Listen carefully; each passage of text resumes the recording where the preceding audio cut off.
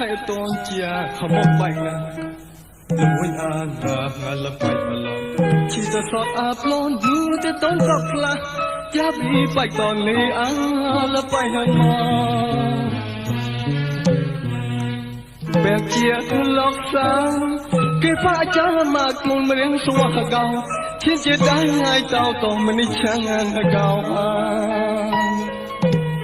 cho bà cha tôi hết lúc và đua có quá ngày nghỉ xa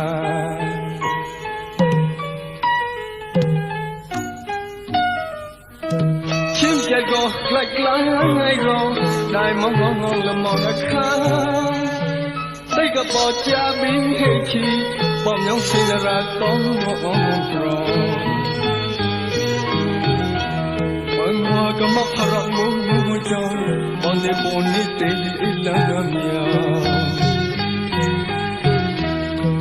xong hết cái lối cái sóng tao lấy anh tao gọi em tôi nơi dài tiền đúng là không hết về đêm chỉ muốn thêm trên chân lục lục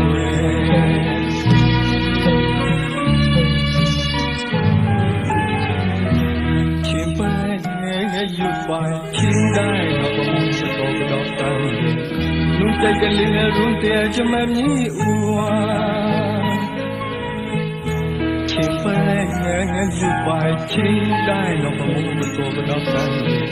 นุ่งใจกันเลยรุ่นเตียจะไม่มีอัวปะเต้นจั่วบะร้องหอมจอมกลางหัวเห็บหลอดดังอังสังละไปสักเท่าพวงnúi cho mang có cha tụi ra